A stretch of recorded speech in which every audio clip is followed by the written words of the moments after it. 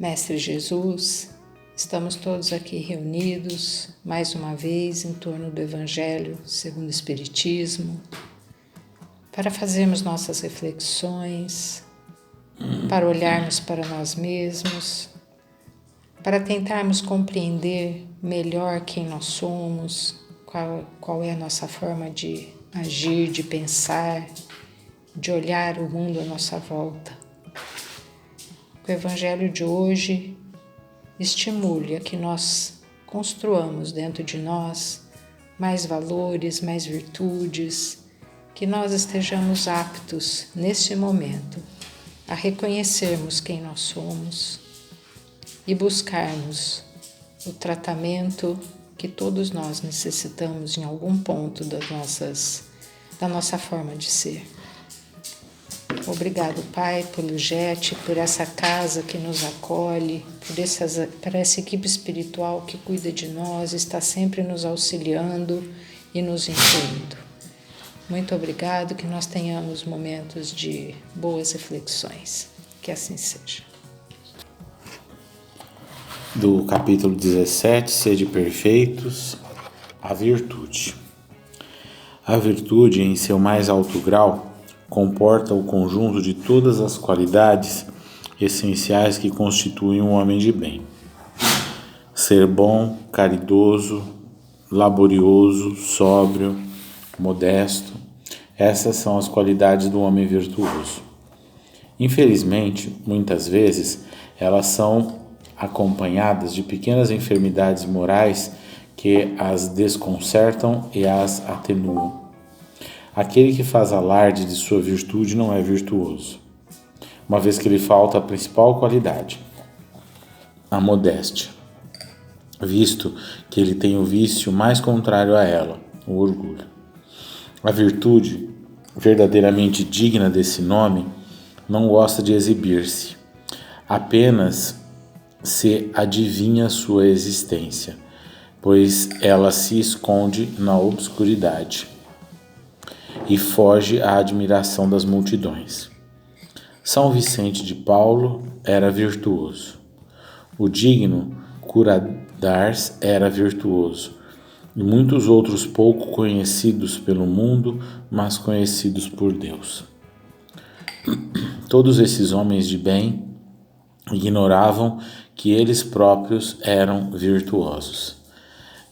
Deixavam-se ir ao curso de suas santas inspirações e praticavam o bem com um desinteresse completo e um inteiro esquecimento de si mesmos.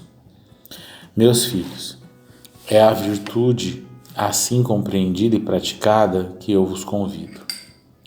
É a essa virtude verdadeiramente cristã e verdadeiramente espírita que eu vos conclamo a consagrar-vos.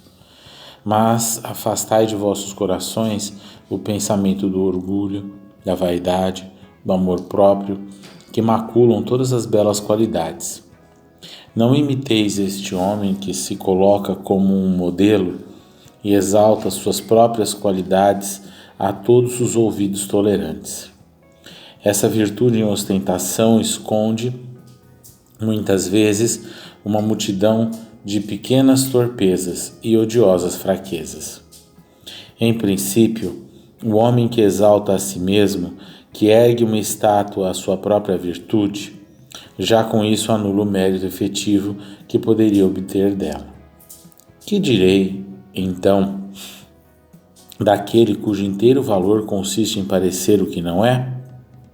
Quero admitir que o homem que faz o bem sinta uma satisfação íntima no fundo de seu coração.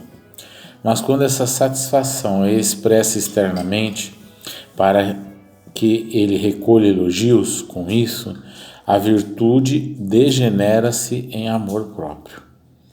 Ó, todos vós que a fé espírita reanimou com seus raios e que sabeis o quanto o homem está longe da perfeição, nunca entreis em tal erro. A virtude é uma graça que desejo a todos os espíritas sinceros, mas lhes digo, é preferível que se tenha menos virtudes, mas com modéstia, a ter muitas virtudes acompanhadas do orgulho. Foi pelo orgulho que as gerações sucessivas se perderam, e pela humildade um dia deverão redimir-se. François Nicolas, Madeleine, Paris, 1863. Reflexionar sobre a virtude é um processo ainda complicado para todos nós como espírito, porque a compreensão de uma criatura virtuosa para nós é ainda algo difícil de alcançar, porque a gente muitas vezes sequer tem o contato com criaturas assim, né? E isso obviamente torna para nós difícil de sentir o que é uma criatura virtuosa. O campo mediúnico, às vezes, ele nos traz essa percepção, mas obviamente que, dada a nossa imperfeição, sentir isso é realmente um trabalho que nós ainda precisamos realizar, né? Porque é uma amplitude das nossas capacidades para que a gente possa verdadeiramente operar no entendimento do que é ser virtuoso, né? Ele traz aqui para a gente refletir uma frase que me chamou a atenção no dia de hoje, que eu acho que é importante para a gente poder trabalhar, né? Em tantos pontos para serem trabalhados no Evangelho, mas ele fala sobre aquele que faz o bem e sente uma satisfação íntima no fundo do seu coração. E aí ele coloca de quando a gente expressa essa satisfação para o exterior, para o meio exterior. E às vezes a gente faz essa expressão dos nossos atos e muitas vezes a gente não tem percepção de que essa nossa expressão ela é movida por condicionamentos mentais que nós possuímos que nos levam a buscar o reconhecimento por aquele ato que a gente está realizando. E às vezes é algo que é tão imperceptível para nós que a gente não tem noção disso, né? A gente filtrar as nossas expressões, sejam elas verbais ou quaisquer que sejam, impede muitas vezes a gente incorrer em equívocos, né? Porque às vezes a gente tem até uma percepção dos atos que a gente realiza, mas a gente às vezes ainda age com uma certa carência nas nossas ações, querendo o reconhecimento, querendo um retorno daquilo que eu estou realizando. E não estou dizendo que isso às vezes nem é por maldade, às vezes é um condicionamento mental mesmo, que nós acabamos por se deixar levar. Por isso que é tão importante a gente conhecer a nossa mente. Quando a gente conhece quem nós somos e se aprofunda no entendimento da minha realidade como espírito, fica cada vez mais sensível a essa percepção.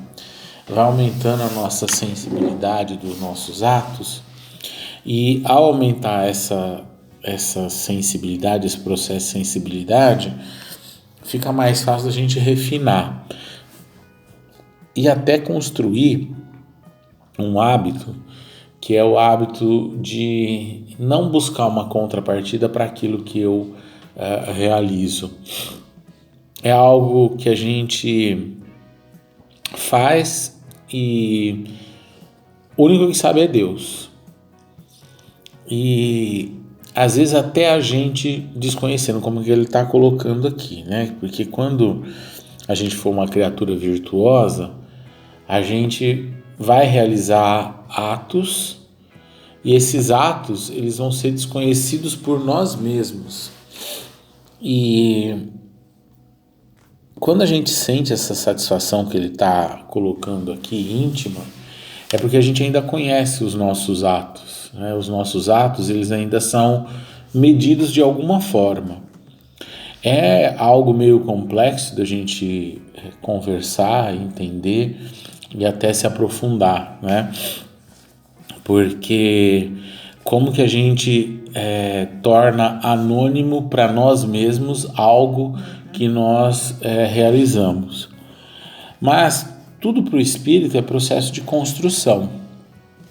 Construir o anonimato nos meus atos faz parte de um esforço onde talvez no primeiro momento eu tenha esse conhecimento. Mas com a minha caminhada, com o meu progresso, eu começo a fazer isso de tal forma para todos, né, e para quaisquer que sejam, que a gente dá vazão a um processo que ele naturalmente já existe em nós.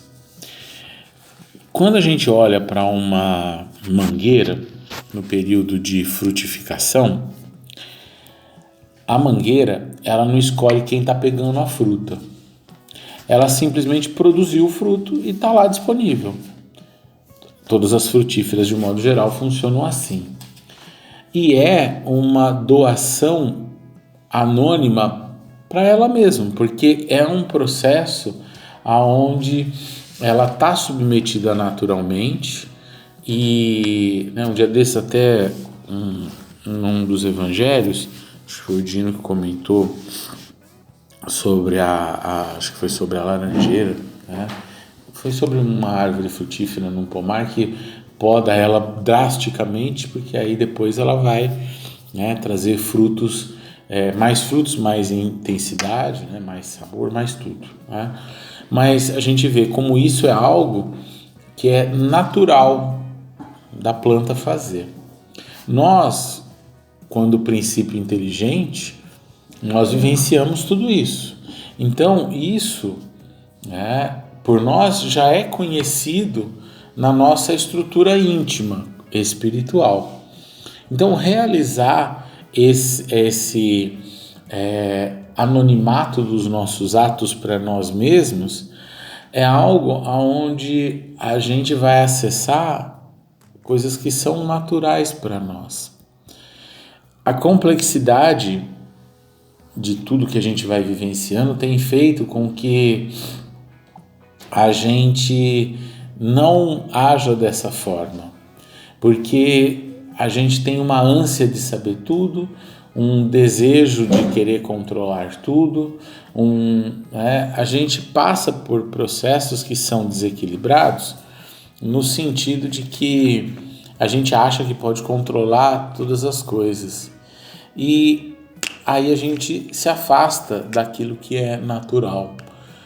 E é natural a gente fazer uns pelos outros anonimamente, porque Deus faz o tempo inteiro por nós. E eu não sei se foi hoje ou se foi ontem, eu estava lendo, acho que foi hoje que eu li, eu estava lendo um trecho e lá, nesse trecho que eu estava lendo do Palavras de Vida Eterna, ele estava falando sobre o irmão do filho pródigo. E eu achei uma coisa assim, hoje quando eu li, foi hoje de manhã, quando eu li aquilo me chamou uma atenção muito grande, porque a gente sempre olha para o filho pródigo, né? Mas a gente não olha para o irmão. E o Emmanuel está falando do comportamento do irmão com relação, né, ao pai, com relação ao filho pródigo, e ele reclamando das coisas que o pai está fazendo para o filho pródigo. E naquele momento, né, veio para mim uma coisa de reflexão, que a gente faz exatamente isso com Deus. A gente olha para o nosso vizinho, que tem mais do que a gente, e a gente questiona a Deus, por que eu não tenho? A gente está sendo exatamente igual ao irmão do filho pródigo. E a gente não percebe que a gente está agindo de forma incorreta. A gente quer tudo para nós. E o Emmanuel coloca de uma forma aonde a gente facilmente age de forma egoísta, por mais que ela seja correta. Porque a gente olha para a situação e fala, é justo que o filho também receba, né? O outro filho também receba. Mas eu questionar que um está recebendo mais, outro está recebendo menos, esses questionamentos é a gente questionar a justiça divina, porque quando Jesus está trazendo isso, ele está trazendo para a gente olhar o Pai, né? E se a gente fosse uma criatura virtuosa, a gente teria a humildade de olhar para uma situação dessa e não agir com inveja, mas agir olhando que aquela criatura provavelmente ela tem necessidade daquilo que eu não tenho necessidade, talvez. Ou talvez eu nem tenha o direito de possuir aquilo que às vezes eu necessite, né? Aquilo que eu imagino necessitar possuir. E olhando aqui a virtude, eu vejo que esse processo de humildade que o François está colocando para nós é uma amplificação mental que nós, como criatura, com a doutrina espírita, temos condição de realizar. Mas, para isso, a gente precisa desapegar, né, das coisas que a gente tem se apegado, né? Então, fazer o bem para o próximo é algo que deve ser natural e não deve por nós sequer ser percebido, porque ele é um processo que está envolvido diretamente com o Pai. O Pai está concedendo algo para nós e nós não temos o direito de cercear aquilo que muitas vezes está em abundância para nós e que a gente sequer tem esse olhar. Então, quando a gente olha, né, para algo que a gente fez e reconhece que a gente está fazendo aquilo, a gente está achando que a gente é dono daquilo que a gente está distribuindo. E quando a gente desapega desse olhar e entende que tudo pertence a Deus, as coisas devem fluir nas nossas mãos e a gente entender que a gente está sendo o administrador temporário de algo que Deus está colocando nas minhas mãos para eu fazer um direcionamento e desenvolver as minhas percepções. Mas, novamente, né, a gente olhar como a natureza olha para nós na hora que a gente vai, por exemplo, numa árvore frutífera coletar um fruto. Ela não elenca o que eu vou fazer com o fruto que ela está me permitindo colher.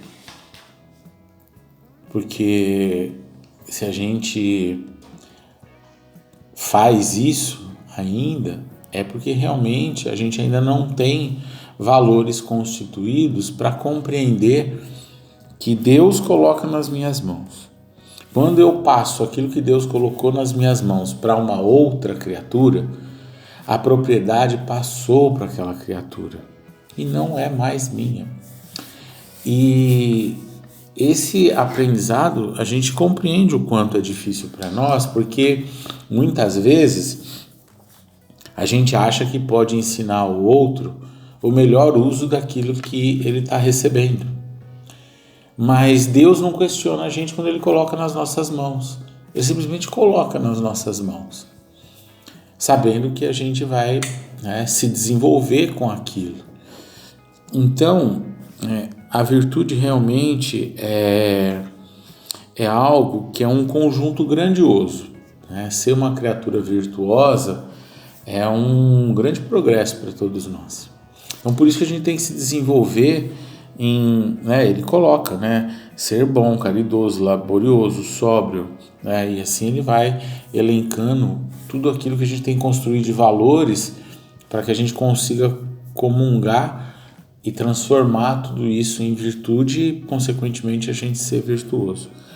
Mas realmente me chamou bastante atenção isso, né? E esse pensamento de me tornar anônimo nos meus atos para mim mesmo é algo que passa para mim a partir de hoje a ser um movimento importante, porque com isso talvez eu consiga me desenvolver um pouco mais, compreendendo realmente esse processo de humildade que ele está colocando aqui, porque realmente é vencer a mim mesmo, né? Porque essa luta íntima é algo que muitas vezes a gente acaba perdendo a batalha, porque a gente se esquece de observar aquilo que a gente está fazendo e acha que aquilo é natural.